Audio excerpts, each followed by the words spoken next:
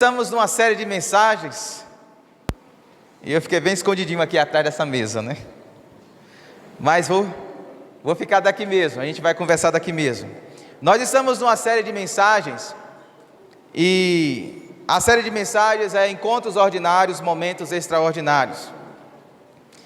E já estamos no 4º capítulo dessa série, e hoje nós vamos falar do encontro que Jesus teve com Maria Madalena. Então eu gostaria desde já que você abrisse a sua Bíblia no Evangelho segundo Marcos, que é o Evangelho que nós estamos estudando. Eu estou usando a versão NVI.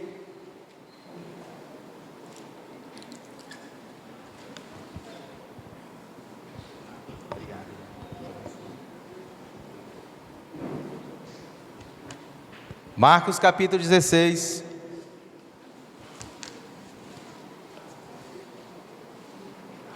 Nós vamos ler os versos de 1 ao 9. Estou lendo Marcos capítulo 16, versos 1 a 9. Desde já eu gostaria, em nome da Igreja Batista da Graça, uma igreja simples, acolhedora e transformadora, lhe dar um fortíssimo e caloroso abraço, você que nos visita. Você que nos visita nessa noite, sinta-se bem acolhido no nosso meio, e que o Espírito Santo de Deus fale profundamente ao seu coração, e que você saia nessa noite aqui com a convicção de que Deus falou com você, em nome de Jesus. Obrigado, querido. Marcos capítulo 19, versos de 1 a 9, estou lendo na versão NVI. Vamos lá? Quando terminou o sábado, Maria Madalena, Salomé e Maria, mãe de Tiago, compraram especiarias aromáticas para ungir o corpo de Jesus.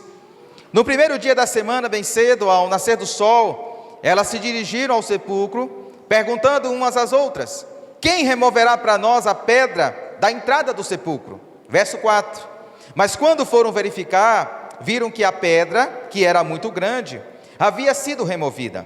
Entrando no sepulcro, viram um jovem vestido de roupas brancas, assentado à direita, e ficaram amedrontadas. Não tenha medo, disse ele.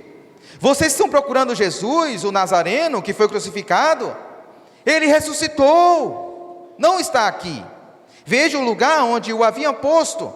Vão e digam aos discípulos dele e a Pedro: ele está indo adiante de vocês para a Galileia. Lá vocês o verão, como ele lhes disse. Tremendo e assustada, as mulheres saíram e fugiram do sepulcro, e não disseram nada a ninguém, porque estavam amedrontadas. Quando Jesus ressuscitou, na madrugada do primeiro dia da semana, apareceu primeiramente a Maria Madalena, de quem havia expulsado 7 demônios.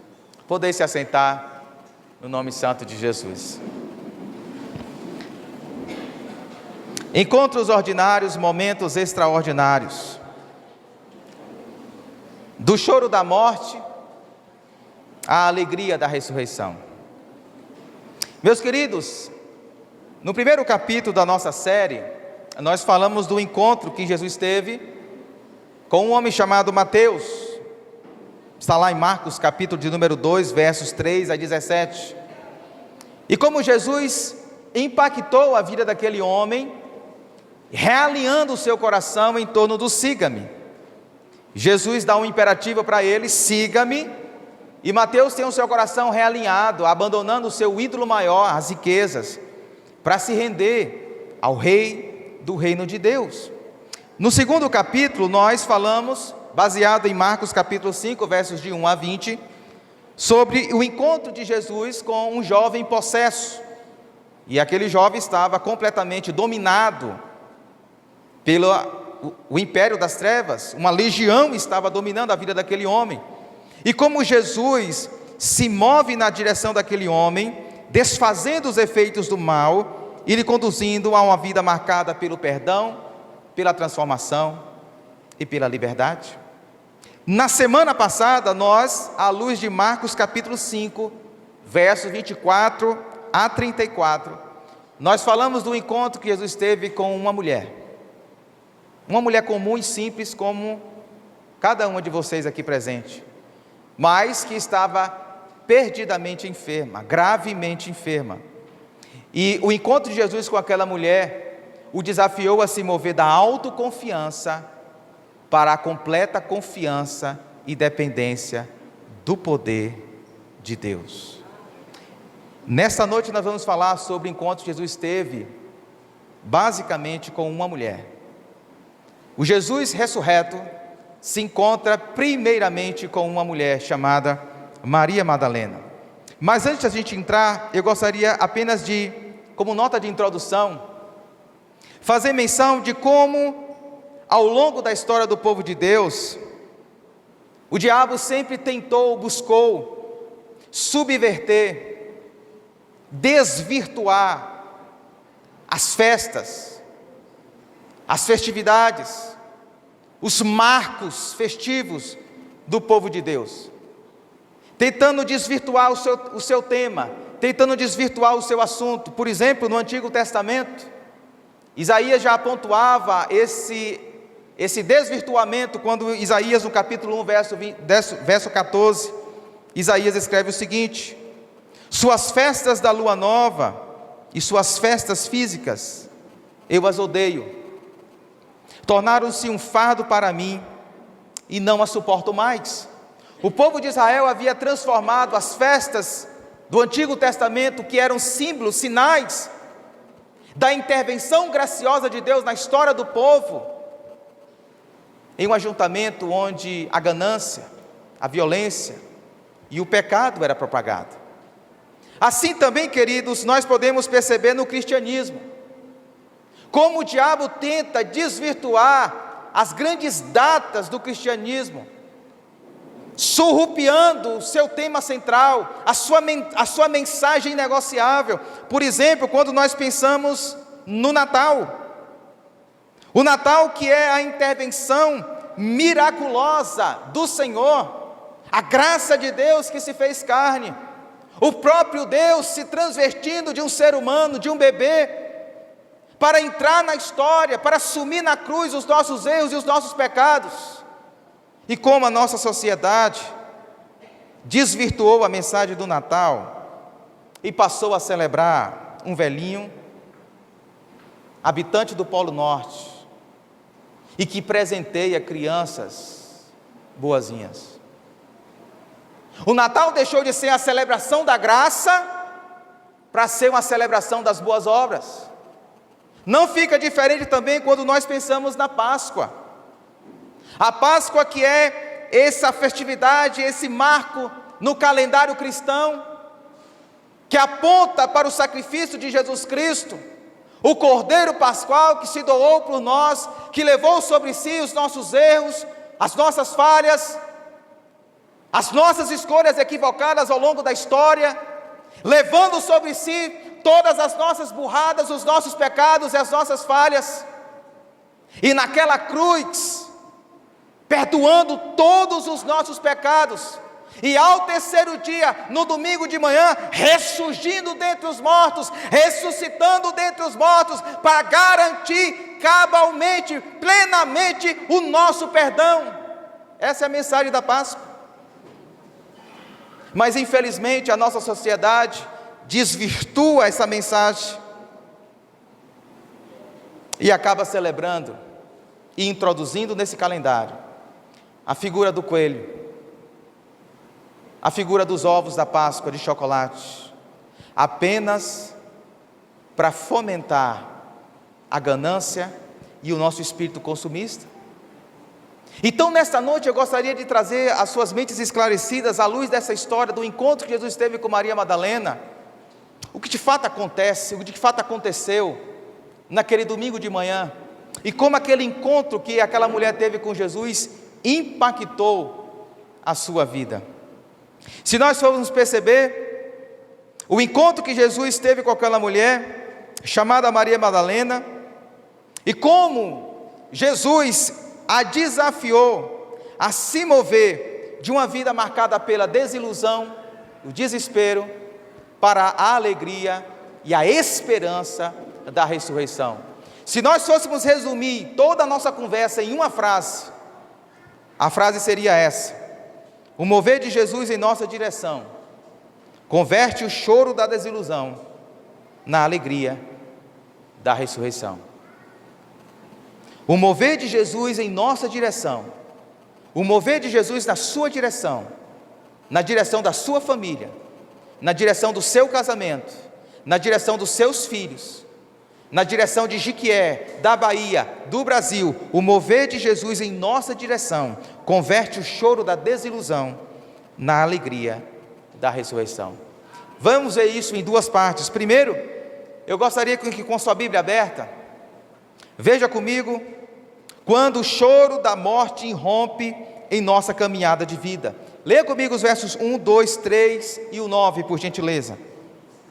O texto diz assim: quando terminou o sábado, Maria Madalena, Salomé e Maria, mãe de Tiago, 3 mulheres, nota de rodapé. Quando a Bíblia fala Maria, mãe de Tiago, a Bíblia está falando Maria, a mãe de Jesus. Esse Tiago aqui não é o Tiago, irmão de João, filho de Zebedeu. Esse Tiago aqui é o Tiago que escreveu uma epístola. Lá no final da sua Bíblia tem um livro chamado Tiago. Esse Tiago é o meio-irmão de Jesus.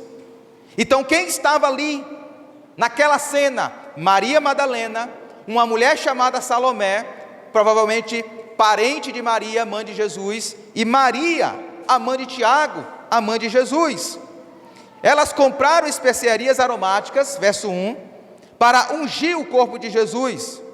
No primeiro dia da semana, bem cedo, ao nascer do sol, elas se dirigiram ao sepulcro, perguntando umas às outras: quem removerá para nós a pedra da entrada do sepulcro? Pula comigo para o verso 9. Quando Jesus ressuscitou na madrugada do primeiro dia da semana, apareceu primeiramente a Maria Madalena, de quem havia expulsado 7 demônios.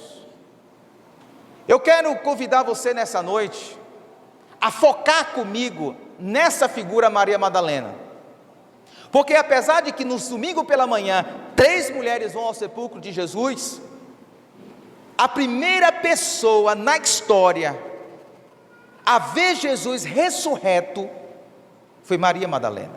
Diz o verso de número 9. Ela foi a primeira pessoa com que Jesus se revelou. Ela foi a primeira pessoa, ele ressurreto, com novo corpo, glorificado, imaculado, inacessível, se encontrou com essa mulher chamada Maria Madalena. E quem é essa mulher? Quem é essa mulher chamada Maria Madalena, que Jesus teve um encontro? O que a Bíblia revela sobre essa mulher? E então eu lhe convido, junto comigo, a criar um retrato, uma biografia de quem é essa mulher que teve o privilégio, a graça, a misericórdia de ser a primeira pessoa a contemplar Jesus Cristo ressurreto. Em primeiro lugar, à luz de Marcos capítulo 15, verso de número 41, nós ficamos sabendo que essa mulher era conterrânea de Jesus, ou seja, ela era da Galileia. Marcos capítulo 15, verso 41 diz que na Galileia elas aí inclui Maria Madalena. O verso 40 de Marcos 15 informa isso. Na Galileia elas tinham seguido e servido a Jesus. Nós, desde o começo da série de mensagem, nós focamos que o quartel-general, a cidade onde Jesus mais realizou o seu ministério, mais realizou milagres, mais pregou ao longo de todo do seu ministério, da sua missão, foi em Cafarnaum, na Galileia. E diz o texto que essa mulher da Galileia, provavelmente ela era de Cafarnaum, porque é lá que Jesus concentra todo o seu ministério ao longo dos 3 anos. No finalzinho do seu ministério é que Jesus sobe a Jerusalém. Segundo lugar que a gente pode perceber dessa mulher, além de ser conterrânea de Jesus, nós ficamos sabendo, à luz de Marcos capítulo 16, verso 9, que nós lemos, e Lucas capítulo 8, verso 2, que aquela mulher, Maria Madalena, era uma mulher com um passado marcado pelo pecado. Aquela mulher tinha um passado meio cheio de curvas. Olha só o que o texto diz, Marcos 16, verso de número 9. Apareceu primeiramente a Maria Madalena, de quem havia expulsado quantos demônios? 7 demônios. Lucas capítulo 8, verso 2 diz assim: algumas mulheres que haviam sido curadas de espíritos malignos e doenças, Maria, chamada Madalena, de quem havia saído 7 demônios. Antes daquela mulher conhecer Jesus, antes daquela mulher se encontrar com Jesus, aquela mulher era possuída, dominada pelos espíritos malignos. 7 demônios aprisionavam aquela mulher no pecado.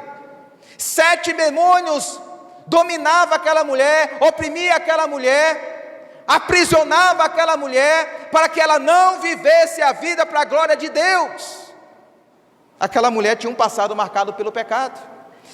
Em terceiro lugar, nós ficamos sabendo ainda, à luz de Marcos capítulo 15, verso de número 41, que nós já lemos, que aquela mulher havia se tornado uma discípula de Jesus. A Bíblia não diz como, nem quando, mas aquela mulher teve um encontro com Jesus, no seu ministério, e aquela mulher havia se tornado uma discípula de Jesus. Veja comigo Marcos capítulo 15, verso 41, que diz assim: na Galileia, elas, e aí inclui Maria Madalena, tinham o quê? Seguido e servido a Jesus. Eu quero chamar sua atenção para esses 2 verbos, seguir e servir a Jesus, porque esse verbo seguir e esse verbo servir aponta para as características que marcam o que realmente é a vida de um discípulo. O verbo seguir aqui usado em Marcos capítulo 15, versos 41, para descrever a atitude de Maria Madalena, é o mesmo verbo usado, por exemplo, em Mateus capítulo 4, verso 20, e em Mateus capítulo 4, verso 22, para dizer que Pedro, André, Tiago e João tinham seguido Jesus. Assim como Pedro, assim como André, assim como Tiago e assim como João tinham seguido Jesus, Maria Madalena também tinha seguido Jesus. Assim como esses 4 homens eram discípulos de Jesus, Maria Madalena também era uma discípula. E mais, eu chamo a sua atenção para o verbo servir, porque o verbo servir aqui é bem comum na nossa comunidade, a gente sempre fala dele, porque nós queremos ser uma comunidade, uma igreja que serve, e o verbo usado aqui é diaconeu, da onde vem a palavra diáconos, substantivo diáconos. E o que é diáconos? Alguém que serve, um escravo que serve na casa do seu senhor. E diz o texto que Maria havia servido a Jesus, e o verbo está no modo, ou no tempo usado aqui por Marcos, que traz a ideia de algo que era acontecido no passado, porque Marcos está escrevendo há muito tempo depois desse fato, mas que acontecia no passado de forma contínua. Ou seja, Marcos quer dizer que aquela mulher não serviu Jesus apenas um dia, não serviu Jesus apenas um mês, não serviu Jesus de modo pontual. Aquela mulher vivia para servir a Jesus, era uma discípula. Nós ficamos sabendo à luz de Lucas, capítulo de número 3, Lucas diz o seguinte: essas mulheres aí, se você olhar no verso de número 2 de Lucas 8:2, você vai ver que Maria Madalena também está no rol dessas mulheres. Essas mulheres ajudavam a sustentar Jesus. Essas mulheres ajudavam a sustentá-lo com seus bens. O texto está dizendo que aquelas mulheres, e Maria Madalena se inclui também, havia sustentado o ministério de Jesus com o quê? Com seus bens. Nota de rodapé: o verbo sustentar aqui é o mesmo verbo diaconeu.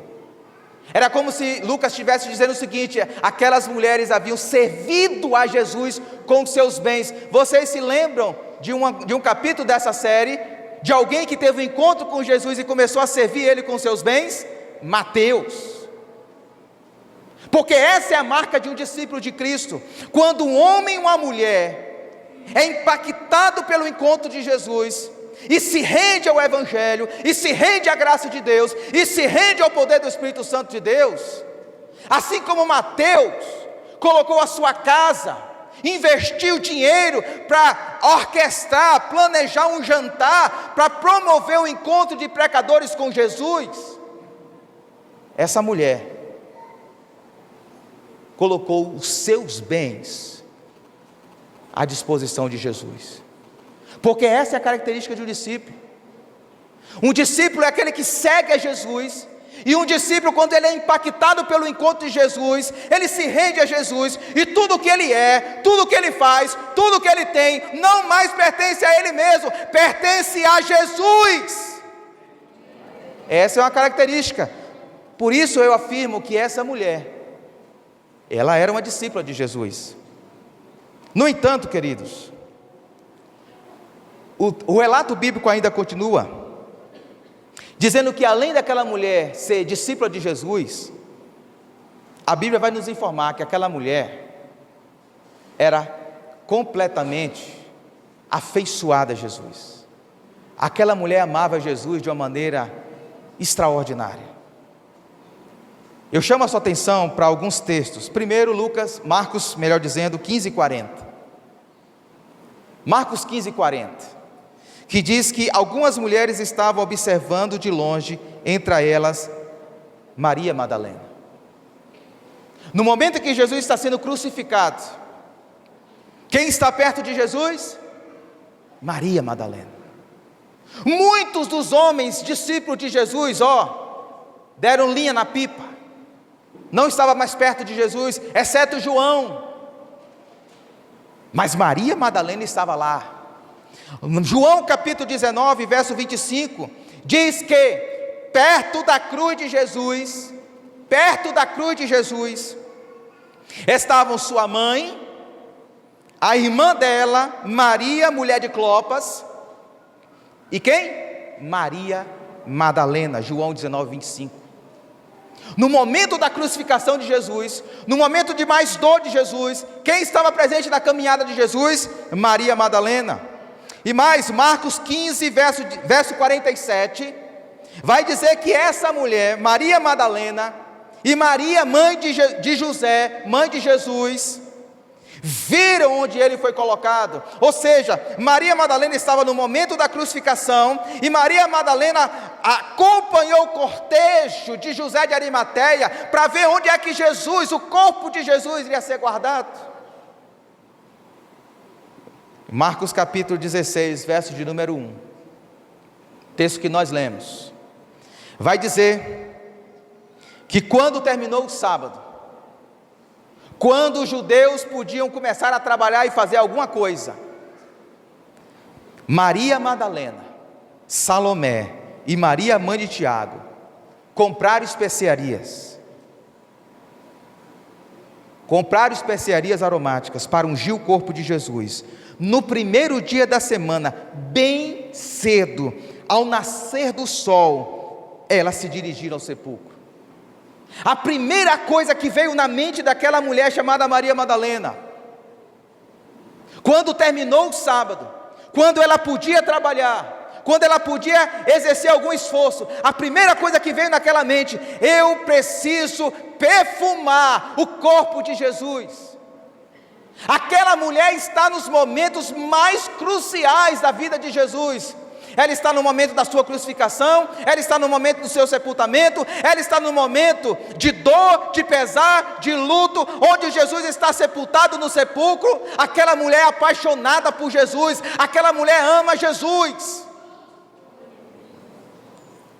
No entanto, queridos, nós podemos perceber que aquela mulher também, nesse momento da história, foi tomada pela desilusão em face da morte de Jesus. Porque o texto que nós lemos, verso de número 1, 2 e 3 de Marcos 16, diz que quando terminou o sábado, Maria Madalena, Salomé e Maria, mãe de Tiago, compraram especiarias aromáticas para ungir o corpo de Jesus. No primeiro dia da semana, bem cedo, ao nascer do sol, elas se dirigiram ao sepulcro, perguntando umas às outras. E a pergunta era: quem removerá para nós a pedra de entrada do sepulcro. Aquelas mulheres, e Maria Madalena está inserida nelas, elas não vão domingo de manhã no sepulcro, porque elas têm expectativa e esperança de que Jesus havia ressuscitado. Elas não vão domingo de manhã com a expectativa e coração ardendo de encontrar Jesus vivo, de perceber que aquilo que Jesus falou alguns dias atrás, alguns meses atrás, de que ele iria ser morto, de que ele seria ser entregue aos escribas, aos religiosos, mas no terceiro dia ele ressuscitaria. Elas não vão ao sepulcro de manhã com a expectativa, crendo que Jesus havia ressuscitado. Elas estão sem esperança, elas estão desiludidas, e fato é que elas compram especiarias aromáticas para quê? Para perfumar o corpo frio de Jesus. Qual é a grande angústia dessas mulheres? O texto diz, a grande angústia delas é: quem é que vai remover a pedra do sepulcro para que a gente entre? A pergunta que ecoa no seu coração não é na expectativa de ver Jesus, de contemplar Jesus, mas apenas é: quem é que vai remover essa pedra para que a gente faça o nosso serviço? Elas não têm a mínima esperança de que Jesus ia levantar daquele sepulcro, de que Jesus estaria vivo. Elas vão lá porque elas esperam que Jesus esteja ainda lá, morto, sepultado. E elas se apressam logo cedo de manhã, sabe por quê? Porque elas tinham um grande medo do corpo de Jesus se decompuser. Elas querem fazer rápido,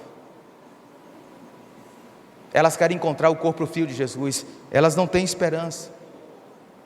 E se a gente perceber um pouco desse espírito que está tomando o coração de Maria, o choro da morte, o choro da desilusão, o choro da esperança, nós podemos fazer menção de João capítulo 20, verso de número 11, porque João traz uma informação muito interessante, que ilustra para nós como é que está a alma, o estado emocional dessa mulher. O texto diz: Maria, João 20, 11, Maria, porém, ficou à entrada do sepulcro, chorando. Enquanto chorava, curvou-se para olhar dentro do sepulcro.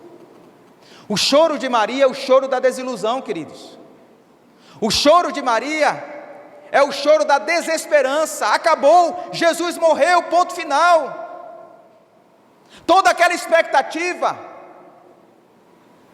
toda aquela esperança de que ele seria o Messias, o Cristo enviado por Deus para libertar o povo, tinha ganhado um ponto final na cruz, acabou. E porque assim ela acha, ela chora, e ela chora muito. Ela se assenta na entrada do sepulcro, e diz o texto, ela chorando, o verbo está no presente, ela chora copiosamente. Marcos capítulo 16, verso de número 10, que é o capítulo que nós estamos lendo, fala que esse espírito de desilusão e desesperança não está assaltando apenas o coração de Maria Madalena, mas permeia por todos os discípulos.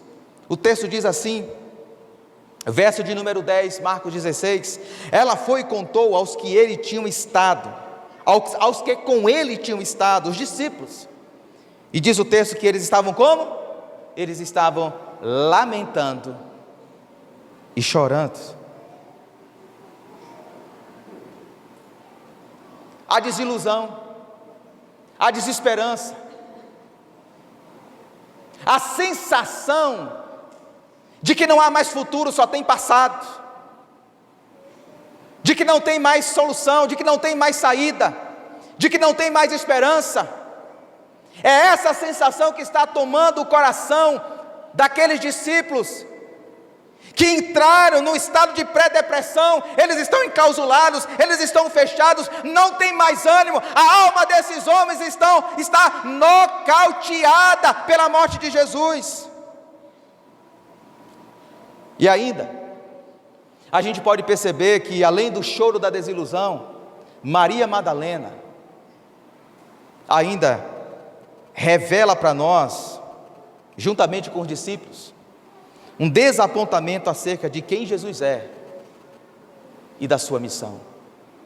Porque se você ler comigo Marcos capítulo 16, verso de número 12, diz o evangelista que depois Jesus apareceu noutra forma a dois discípulos,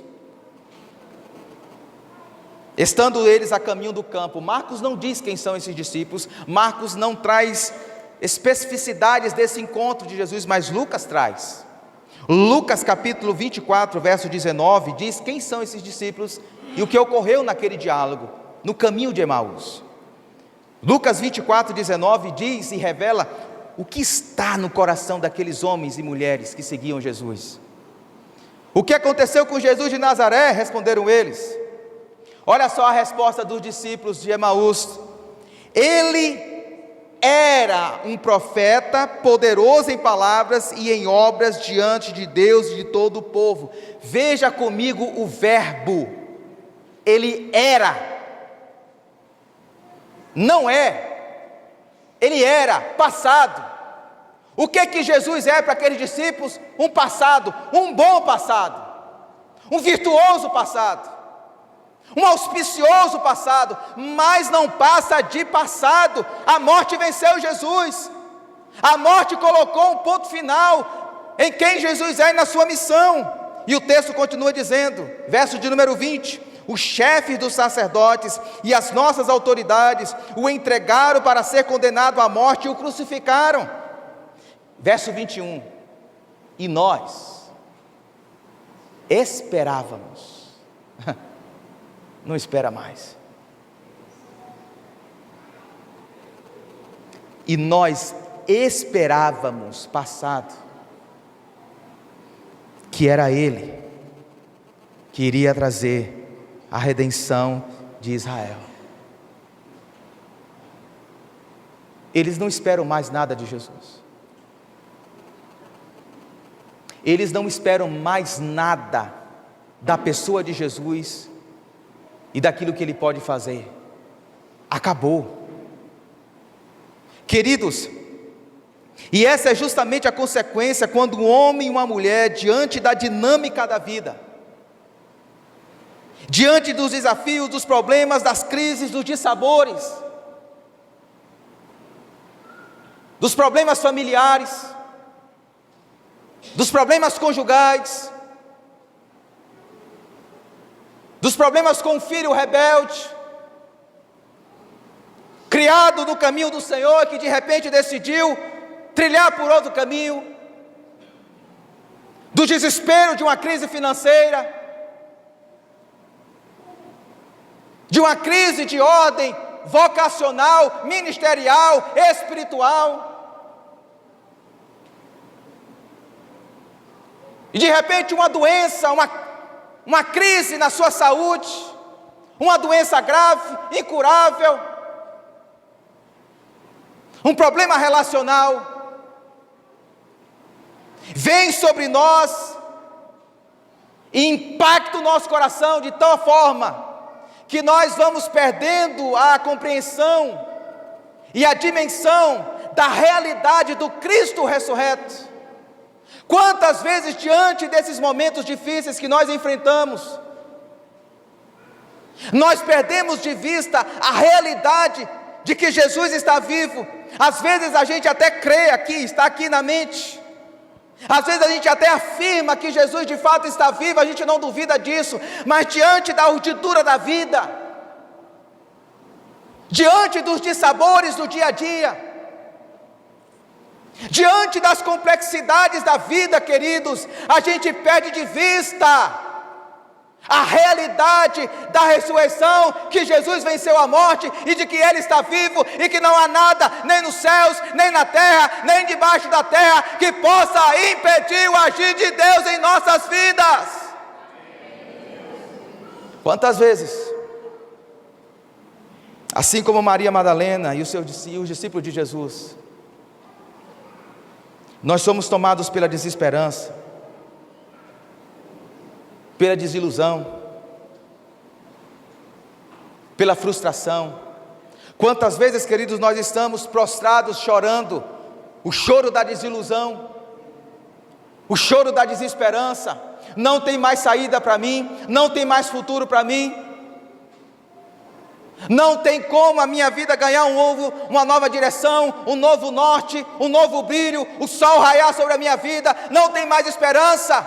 E mesmo aqui na mente, a gente afirmar que Jesus está vivo e Ele ressuscitou, mas no dia a dia, a gente não vive o poder da ressurreição de Cristo.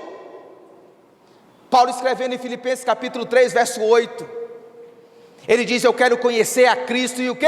E o poder da sua ressurreição. Eu quero conhecer esse Jesus. Eu quero ser tomado pela convicção, pela esperança de que Ele venceu a morte, de que Ele está vivo, de que Ele ressuscitou. Mesmo que tudo à minha volta esteja desabando, o meu Cristo vive.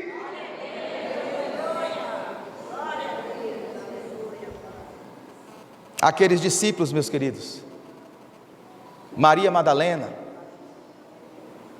e os demais, porque perderam de vista o que Jesus disse, porque perderam de vista o poder da ressurreição, eles afundaram no poço da desesperança, do choro, do lamento. E diz o apóstolo Paulo em 1 Coríntios capítulo 15, verso de número 19,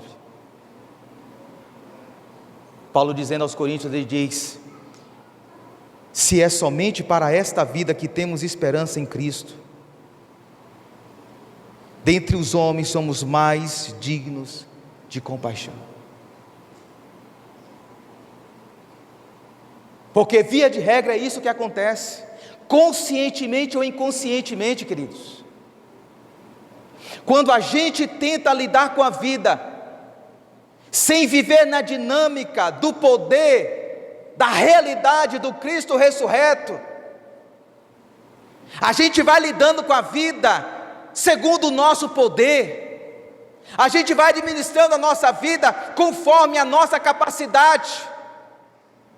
A gente não vê mais solução, não vê mais esperança naquilo que Cristo pode fazer, naquilo que Cristo pode realizar na nossa vida, e a gente vai tentando administrar, e toda vez que eu e você tentarmos lidar com a nossa vida segundo as nossas forças, a gente vai se frustrar. Quantas vezes as pressões do dia a dia são como um feixe de espinhos que vão nos sufocando. Não é assim que Jesus diz lá em Mateus capítulo 13, na parábola do semeador? Às vezes a semente cai na terra,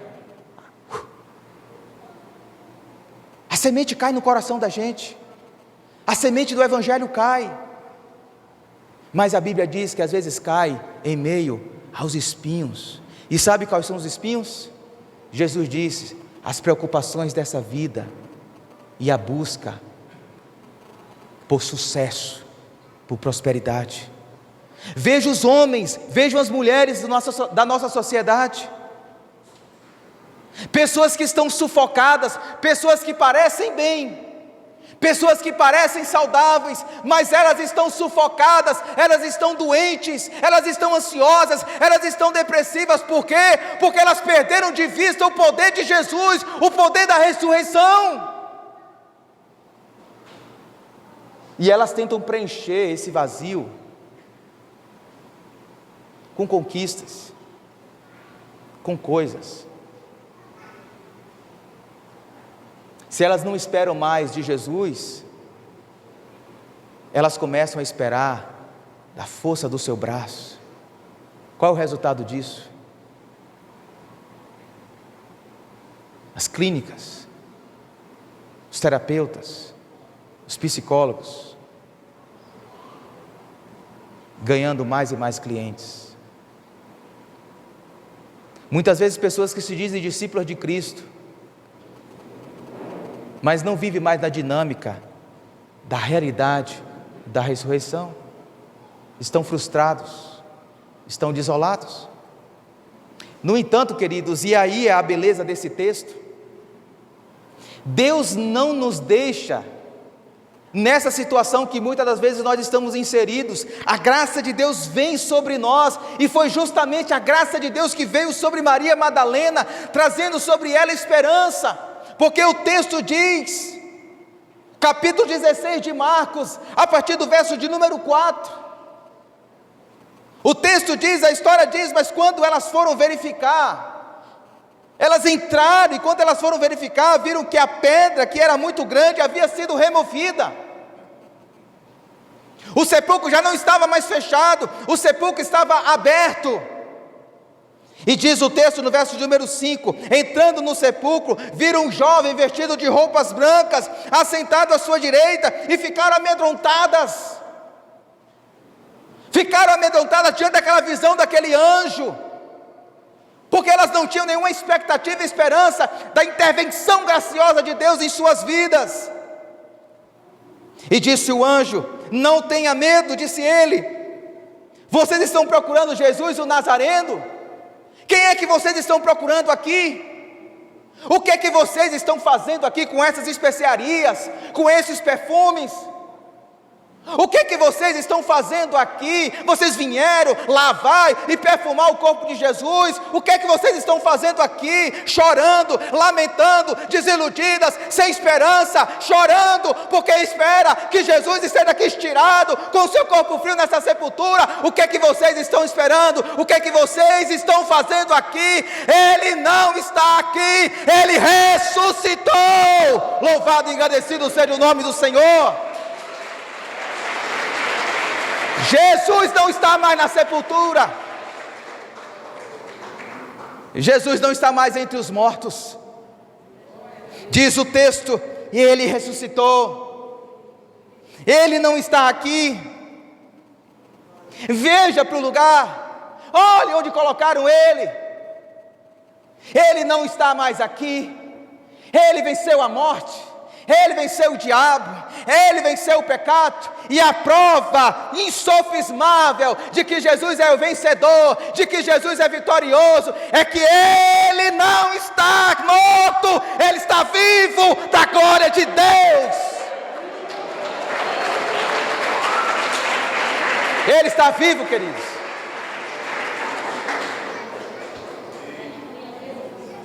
E quando essas mulheres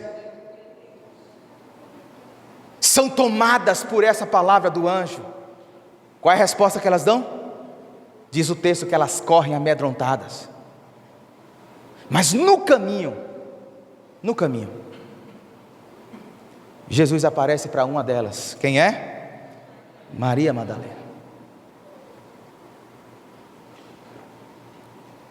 Porque uma coisa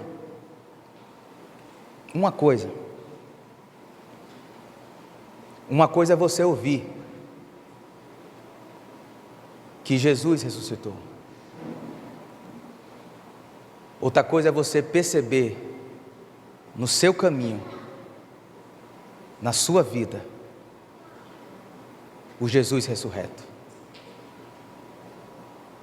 Uma coisa é você ouvir, escutar o Evangelho, as boas novas. Outra coisa é o Evangelho entrar aqui e redirecionar a sua vida, as boas novas da salvação. E o verso de número 9 diz: quando Jesus ressuscitou, na madrugada do primeiro dia da semana, apareceu primeiramente a Maria Madalena. No verso de número 12 de Marcos 16, vai dizer que Jesus apareceu também, em outra forma, aos 2 discípulos que estavam voltando para casa. no caminho de Emaús, estavam jogando a toalha, acabou. Jesus aparece para eles: para onde vocês vão? Volte para a caminhada, volte a me seguir, volte a ter a esperança. Jesus aparece para eles. No verso de número 14, vai dizer que Jesus apareceu mais tarde, aos 11, enquanto eles comiam. E se você lembrar bem comigo, os 11, capitaneado e liderado por Pedro, sabe o que eles estavam fazendo? Eles voltaram a ser pescadores, eles voltaram a pescar. Por quê? Porque acabou para eles. E o Jesus está dizendo: para onde vocês estão indo? Vocês estão voltando a ser pescadores? Pedro, você me ama, Pedro? Se você me ama, Pedro, volte e pastoreie as minhas ovelhas, cuide das minhas ovelhas, cumpra a minha missão na tua vida, Pedro. E o que é que causa isso, queridos? O que é que causa essa revolução, esse impacto? É a presença, é a percepção do Jesus ressurreto, de que se Jesus rompeu os grilhões da morte, se Jesus matou a morte, se Jesus sepultou a morte, então não há nada, nenhum poder, nem nos céus, nem na terra, nem debaixo da terra, nem altura, nem profundidade, nada nessa criação que pode nos separar do amor de Deus que está em Cristo Jesus. Nada, nenhum problema, nenhuma crise, nenhuma frustração, nenhum caos, nada pode abalar a igreja de Deus, o povo de Deus. Por quê? Porque Ele venceu. Duas implicações para as nossas vidas, e a gente finaliza. Em primeiro lugar, a alegria da ressurreição é a garantia da vitória de Jesus Cristo sobre o diabo, sobre o pecado e sobre a morte. Quando Jesus levanta daquela sepultura, Ele está colocando debaixo dos seus pés os nossos maiores inimigos, o diabo, o pecado e a morte. Nós muito bem sabemos que por causa da decisão dos nossos primeiros pais, todos nós nascemos desconectados da presença de Deus. Mas naquela cruz, Jesus destrói a serpente que enganou os nossos primeiros pais. Naquela cruz, Jesus perdoa todos os nossos pecados, queridos. Jesus perdoa todos os seus pecados. Jesus levou sobre Ele toda a sua culpa, todas as implicações do seu pecado, todos os seus medos, toda a sua vergonha, todas as suas falhas, todas as decisões equivocadas que você tomou na história. Jesus carrega sobre si. Ele perdoa os nossos pecados. Ele nos dá a garantia de que hoje nós podemos viver sem o peso da culpa. Não há mais condenação para mim e para você. Não há mais condenação para o homem e a mulher de Deus. Aqueles que estão em Cristo, não há mais condenação. Sabe por quê? Porque Jesus carregou sobre si todo o nosso fardo. Entrega o teu fardo para Jesus, porque Ele já carregou.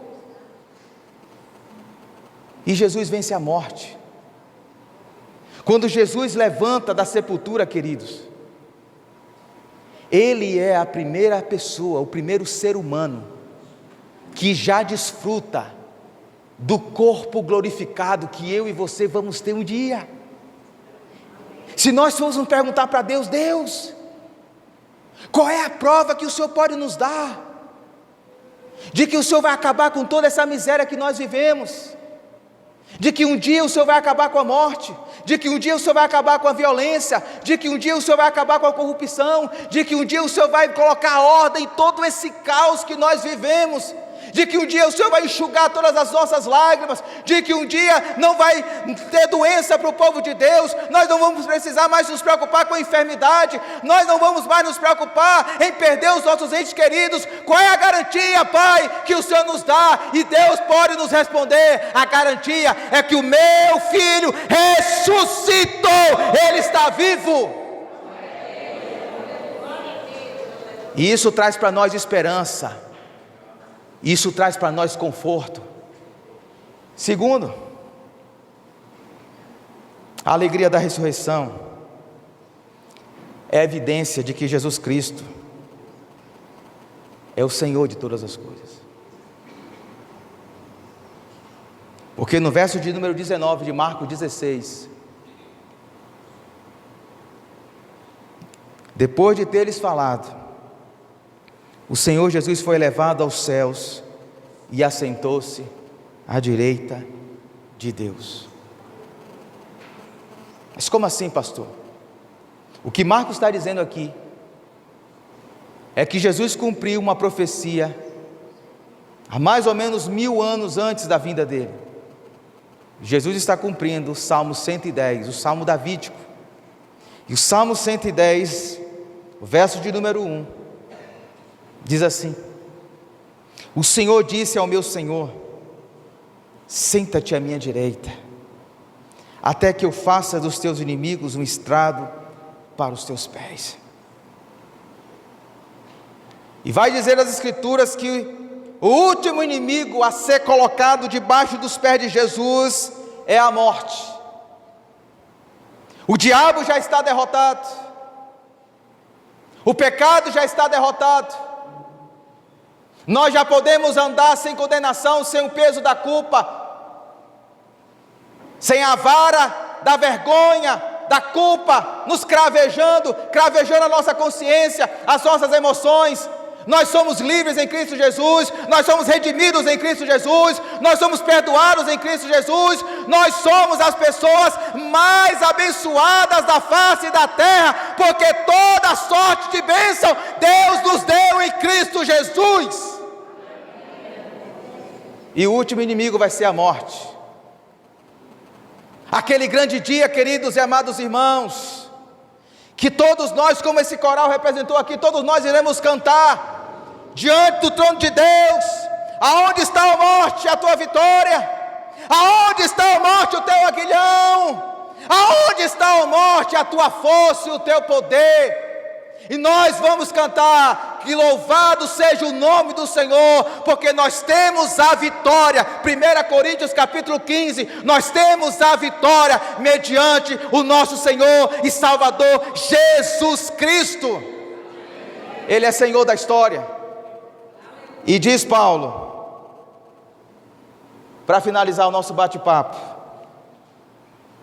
em Efésios capítulo 1, verso de número 22,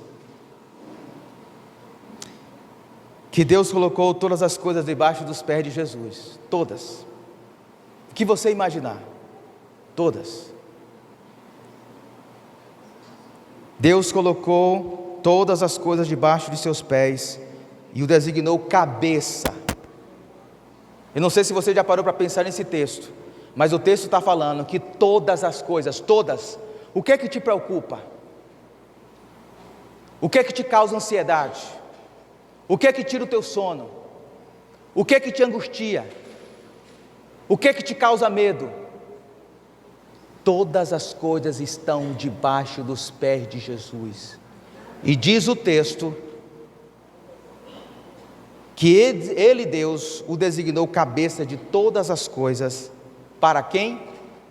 Para a igreja.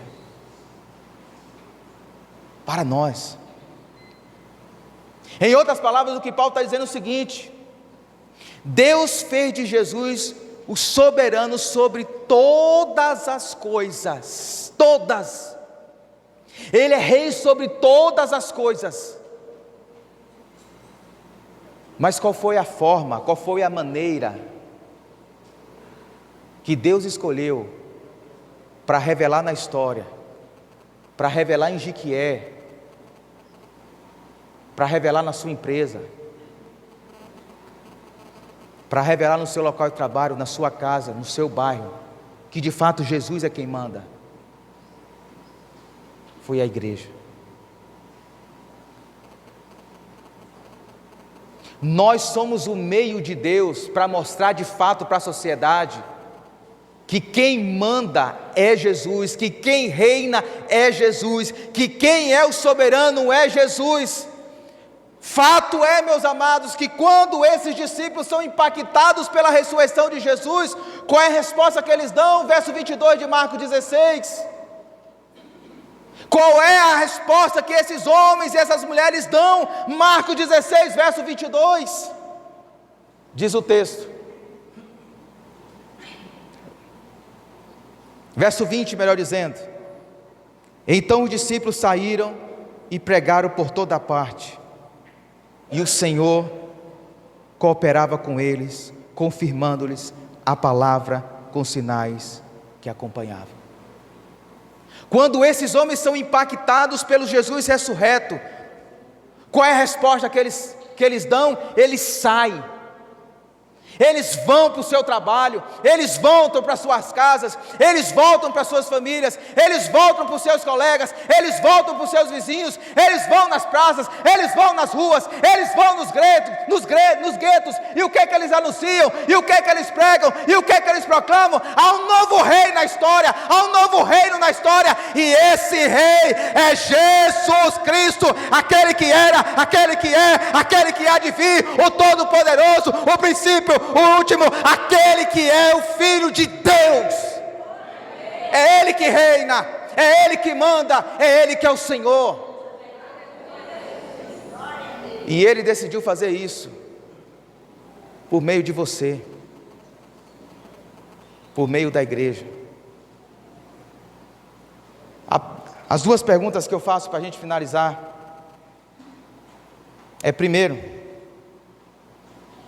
em sua caminhada de vida você tem enfrentado o choro da desilusão, momentos de desilusão, desespero e frustração? Você consegue identificar essas realidades na sua vida? Momentos em que você perde a esperança, momentos que você é assaltada pelo desespero. Em segundo lugar, em sua caminhada de vida você tem percebido o Cristo ressurreto e se alegrado pelo seu perdão,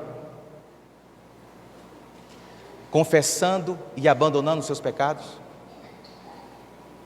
Porque é isso que Jesus faz. Quando a gente de fato tem um encontro com Jesus, a nossa vida não pode ser a mesma, queridos, não pode. A maneira como a gente pensa a vida não pode ser a mesma.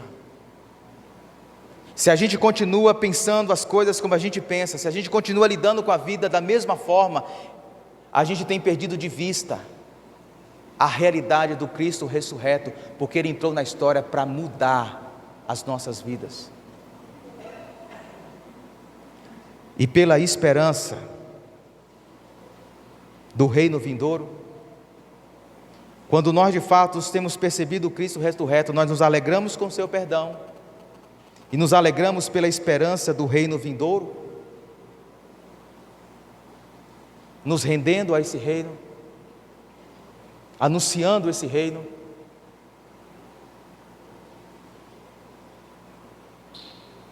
Olhe para a sua agenda hoje, olhe para os seus compromissos hoje.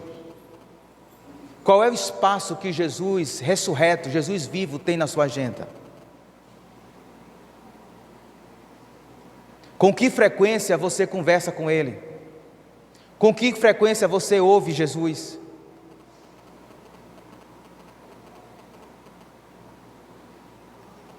Não basta simplesmente nós admitirmos, Ele vive, Ele está vivo, se a gente não está com Ele no nosso dia a dia. Se a gente não tem prazer de estar com Ele, se a gente não prioriza momentos em que a gente se encontra com Ele, seja no nível pessoal ou seja no nível comunitário, momentos como esse aqui, Qual é o espaço que Jesus tem na tua agenda, querido? Conversando com algumas pessoas, eu tenho percebido que quando a situação aperta, quando as coisas apertam no dia a dia, a primeira coisa que a gente abre mão é Jesus. A gente não tem coragem de dizer: Jesus, eu estou te abandonando, mas a nossa prioridade, a nossa agenda diz isso. Ele está vivo, Ele reina, Ele está presente no meio da sua igreja, para sondar a igreja, para confortar a igreja, para consolar a igreja, para encher a igreja, para exortar a igreja, para admoestar a igreja. Ele está vivo. E Ele está perguntando para mim e para você: qual é o espaço que você tem aberto na sua agenda para mim? Para que a gente se renda, e para que a gente seja transtornado, impactado por esse Jesus que reina e que está vivo.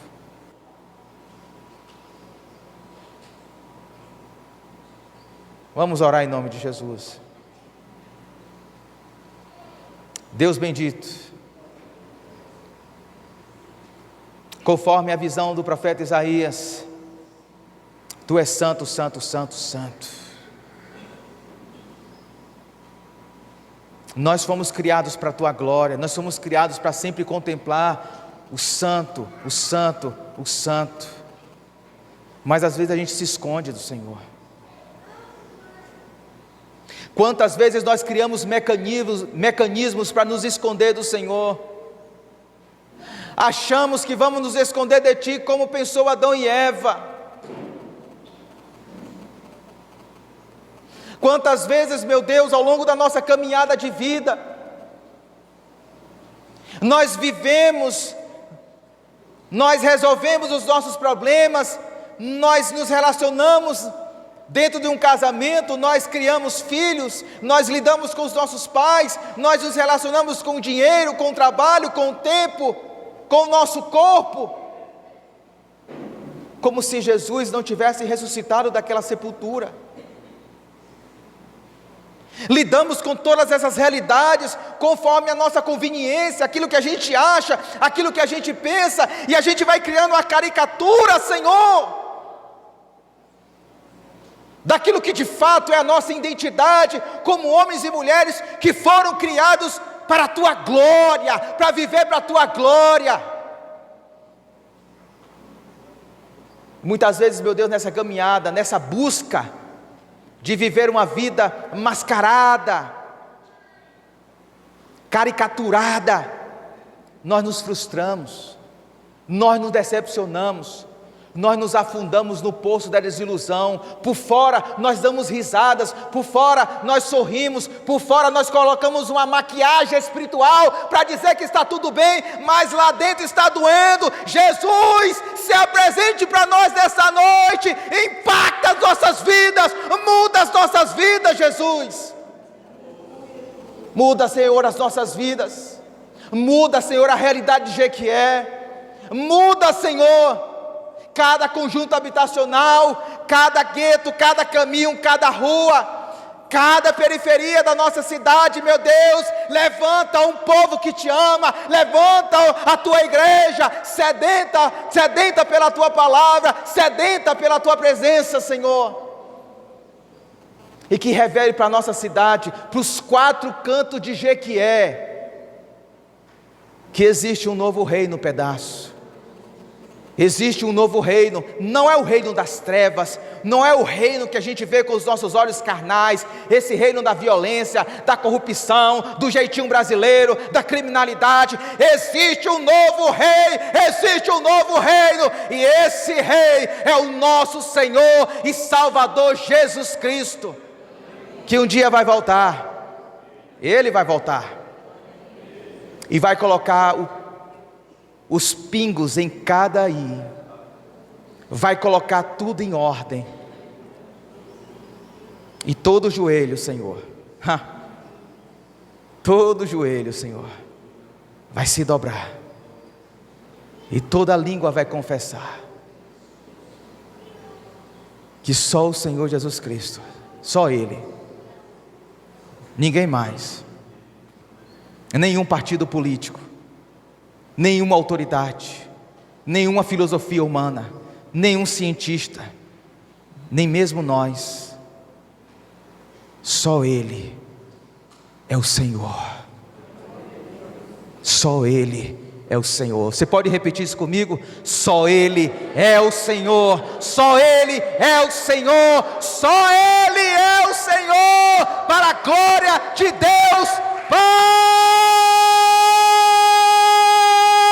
Louvado seja o teu nome, Jesus. Só o Senhor reina. Reina em nome de Jesus Cristo.